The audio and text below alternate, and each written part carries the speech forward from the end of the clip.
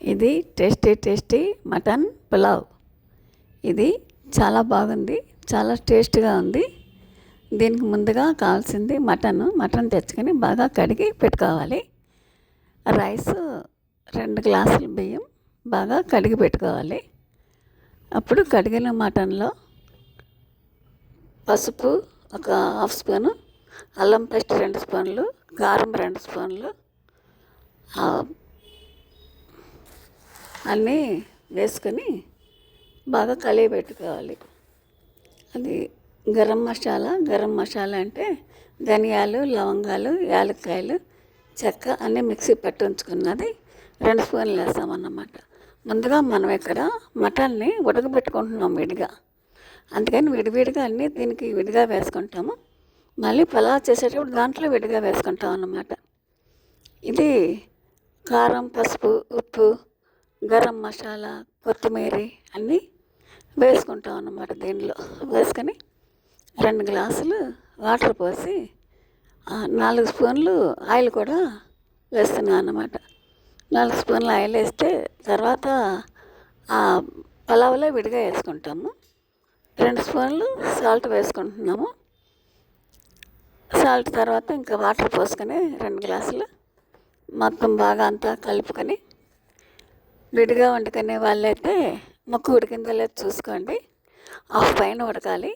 Cooker పెట్టుకునే వాళ్ళైతే 5-6 whistles రానిస్తే మనకి మళ్ళీ పులావ్లో ఇది వేసుకొని మిగతాది ఉడికించుకుంటాము. అందుకని ఇది నేనైతే విజిల్ పెట్టుకున్నాను. కొంచెం కొత్తిమీర జల్లేసి లాస్ట్లో విజిల్ పెట్టుకొని 5-6 విజిల్స్ రానిస్తే ముక్క మెత్తగా ఉడుకుతుంది. మళ్ళీ 2 బాణలు పెట్టుకోవాలి. 2 బాణలు పెట్టుకుని అందులో లవంగం, చెక్క, యాలక్కాయ, మరటి మొగ్గ వేసుకొని మళ్ళీ ఒక 2 డజను పచ్చిమిర్చి వేసుకొని కదుపుకుంటూ ఉండాలి. ఉల్లిపాయలు 2 పెద్ద ఉల్లిపాయలు కట్ చేసి పెట్టుకోవాలి. కట్ చేసి పెట్టుకున్న ఉల్లిపాయలు కూడా వేసుకొని అదంతా కాస్త వేపుకుంటూ ఉండాలన్నమాట. మగ్గుతూ ఉంటే నెమ్మదిగా ఒకటి మనం అందులో యాడ్ చేసుకుంటూ ఉంటామన్నమాట. ఇది పలావ్కి అన్నమాట. ముందుగా రైస్ ఎవరికి ఇష్టమైనంత అంత గ్లాసున్నర 2 గ్లాసులు అట్లాగా కడిగి పెట్టుకోండి. మటన్ అయితే కిలో మటను హాఫ్ ఇందులో వాడాము, హాఫ్ విడిగా కర్రీ కింద ఉడకబెట్టుకున్నాం. ఇది ఇందులో మళ్ళీ పసుపు ఒక హాఫ్ స్పూను, అల్లం పేస్టు మళ్ళీ 2 స్పూన్లు, కారం 2 స్పూన్లు అట్లా నెమ్మదిగా అన్నీ వేసుకుంటూ కలుపుకుంటూ ఉంటామన్నమాట. అన్నీ వేసుకునేదాకా కొంచెం పుదీనా ఆకులు వేసి అది మగ్గిన తర్వాత కారం 2 స్పూన్లు మధ్యలో కదుపుకుంటూ ఉండాలి. అన్నీ కదుపుతూ ఉంటే కింద ఉల్లిపాయలు మాడకుండా కొంచెం లో ఫ్లేమ్లో పెట్టుకోవాలి. అన్నీ వేస్తున్నాం కదా, కొంచెం లో ఫ్లేమ్లో హైలో పెడితే మొత్తం మాడిపోతాయి కదా ఉల్లిపాయలు. అందుకని లో ఫ్లేమ్లో పెట్టి కదుపుతూ 2 స్పూన్లు కారం వేసిన తర్వాత 2 స్పూన్లు గరం మసాలా వేయాలి.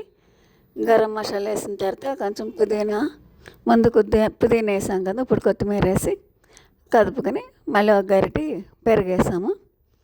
పెరుగేసి మళ్ళీ కదుపుకుంటూ ఉండాలి అడుగుని. అదంతా మసాలా కూడా ముందే వేస్తున్నాం కదా, మాడకుండా ఉండటానికి ఉల్లిపాయలు అవి కదుపుతూ ఉండాలి. పెరుగేసిన తర్వాత మనం ఇంకా 2 గ్లాసులు వాటర్ పోస్తామన్నమాట. అదే మేము బిర్యానీ రైస్ గ్లాసున్నరే కడిగి పెట్టుకున్నాము, అందుకని 3 గ్లాసులు వాటర్ పోసామన్నమాట. 3 గ్లాసులు వాటర్ పోసి అది కొంచెం మరుగుతున్నప్పుడు బియ్యం వేసుకుంటామన్నమాట. బియ్యం కడిగి పెట్టుకున్న రైస్ వేసుకోవాలి. ఒక నిమ్మ చెక్క కూడా కొంచెం రసం పిండుకొని గింజలు లేకుండా వేయాలి. రైస్ ఉడుకుతుండగా మనకి ఉడకబెట్టుకున్న మటన్ ముక్కలు ఉన్నాయి కదా, ఇందాక ఉడకబెట్టాం కదా వేరే కుక్కర్లో, అవి తీసి మనకి ఎంత కావాలంటే అంత ఈ పలావ్ రైస్లో ఈ గిన్నెలో వేసుకోవాలన్నమాట. అట్లా వేసుకొని కలుపుకొని ఇది బాగా దగ్గరికి రానిచ్చుకోవాలి. కొంచెం మటన్ అందులో కొంచెం తక్కువ ఉడికించుకున్నాం కదా, మళ్ళీ కూర వండుకుందామని, అందుకని ఇందులో ఈ రైస్తో పాటు మళ్ళీ ఉడుకుతుంది అన్నమాట.